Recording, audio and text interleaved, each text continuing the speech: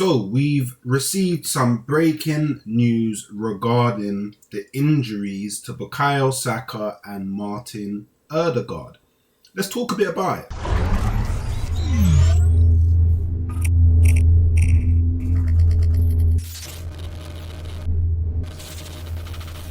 So look, obviously, Arsenal beat Leeds 5-0 at home at the Emirates in a super positive day where we got the big win. We got to watch some nice football. We got to see some people score goals that we wanted to see score goals. And I mean, Timber took us all by surprise.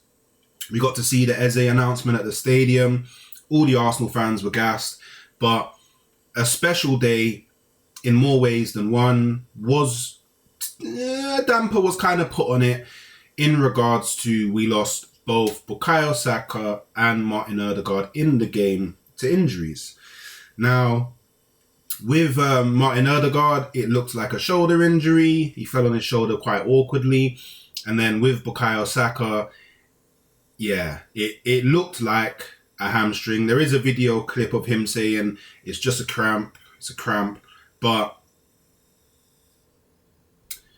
unfortunately, it does seem like it is a hamstring injury. And I mean, to make matters a bit worse, just a tad bit worse, is that it's the hamstring in his other leg.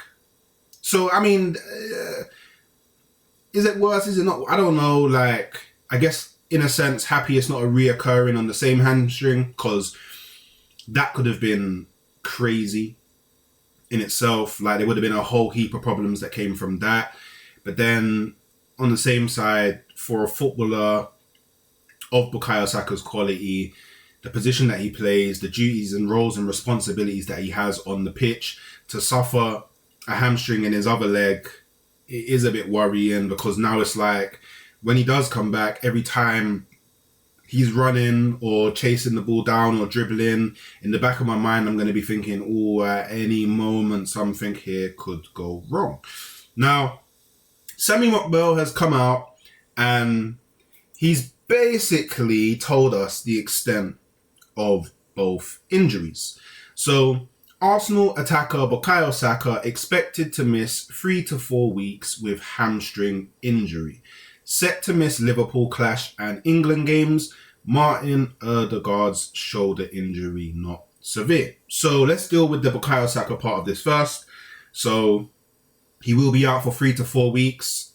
So to me, that means it must be a grade 1.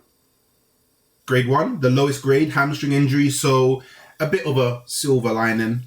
As much of a silver lining as you can get out of a hamstring injury. It could have been a grade 2, grade 3, and we would have been looking at a prolonged period. Unfortunately, he will miss the Liverpool clash. But because there is international games, he won't actually miss too many Arsenal games. So as an Arsenal fan, happy. Arsenal fan in me is happy. The England fan in me is like, I've lost Bukayo Saka to injury and I'm not going to get to watch him play for England. But it is what it is, right? I think this is the best case scenario for an Arsenal fan when it does come to an injury for Bukayo Saka. And I mean, I guess it's better to get these type of injuries out the way early on in the season, and hopefully when he comes back, he can go through a prolonged period of not being injured, game by game, game by game, game by game, and helping us get over the line. Now, something else about this Bukayo Saka injury is, me personally, and this is just my opinion, I'm not really too worried about him missing out on the Liverpool game or whatever other games he misses out for Arsenal, because I now feel like the squad is in a place where we can handle these type of injuries. So Bukayo Saka's gone out. I can imagine a variety of things happening. The most likely thing to happen is Noni Madueke will go to the right and Eze will play on the left. And then it's pretty much problem solved. Like, we lose Saka, who's like our game changer, all of that. But we've now gained a new game changer that will most likely play on the left in Eze. I won't lie, in the game against Leeds, when Noni Madueke went over to the right, like the difference in like positivity and ability that was shown on the pitch, it was like night and day. So the Madueke deal is making sense. The Madueke deal is making sense because Bukayo Saka's injured now and we got a right winger. However, I wouldn't rule out the possibility of Ethan Nwaneri starting on the right and then Madueke being on the left. I don't know if Arteta will be bold enough to start Eze against Liverpool at Anfield. There's also, every potentiality that you could see either Trossard or Martinelli start on the right and Madueke on the left, or every potentiality that you could see Madueke start on the right and then Trossard or Martinelli start on the left. The gas in me would love to see Max Dowman start, but the chances of Max Dowman starting on the right against Liverpool at Anfield is pretty much 0.1%. But hey, it is another option. And I guess what I'm getting across is we have loads of options. Now, Martin Odegaard. So the first thing, just a recap, all that Sammy Mokbel said regarding Odegaard is Martin Odegaard's shoulder injury is not severe. There was no time frame. There was no talk about he'll miss the Liverpool game, yada, yada, yada. He'll miss international games. So all I can deduce from this is Martin Odegaard will start against Liverpool. Now, even if he doesn't, so in the scenario that he doesn't, again, I'm not really that worried because we now have Ethan Nwaneri that could play in his position. You have Eberechi Eze that can play in his position. We've got Mikel Merino who could play in his position. And we've got Max Dowman who could play in his position. The point I'm trying to get across, people, is that Arsenal now have options. We went out in the window, we signed a whole host of players, and because of I think we've signed 7 now, 6 or 7. I think Eze was the 7th signing.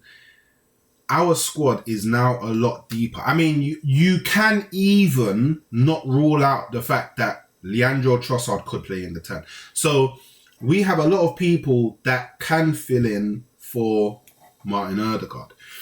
We have, and you know what, just on Odegaard as well, it is a bit annoying that he picked up an injury because I feel like the first 2 games of the season, he's played pretty well. Pretty damn well. He definitely looks a lot better than what he was looking last season already. So it's a shame that he picked up but it's unfortunate because, sometimes you'll get tackled and you'll fall in an awkward way and maybe disjoint something or maybe bruise something or maybe damage something. And look, I can't imagine unless he dislocated his shoulder. But Mokbel did say it's not severe. So because it's not severe, I'm ruling out dislocated shoulder. I think he'll be able to play to some capacity. Remember last season when Mikel Merino, I think he dislocated his shoulder in training. He was gone for like 2 months. So I feel like if he did dislocate his shoulder, people would be saying he's dislocated his shoulder and then we'd be looking at 2 months. But then even in that scenario, again, I'm not worried because we have enough depth. And you know what? Based upon what I've seen so far in terms of Arsenal, we look like, if we have to, we're more than willing to dip into the market and further improve our squad.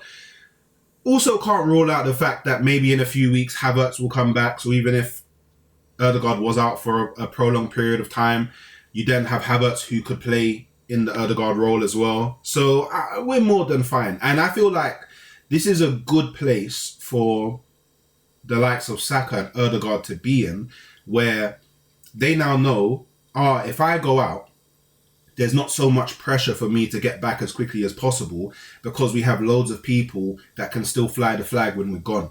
So that means that both Odegaard and Saka, if they are out for a prolonged period of time, they can just purely focus on recovery, which I think is a wonderful place for a professional sportsman to be at. There's no like, oh damn, if I don't get back quicker, then Arsenal may mess up or whatever, and then maybe they come back sooner than what they actually should because, you know, the doctors say, yeah, you're good, but maybe you walked up your stairs and you felt something, but you don't want to say because you want to play, and then you go into a game and then you run, and then it's like, oh, it's long.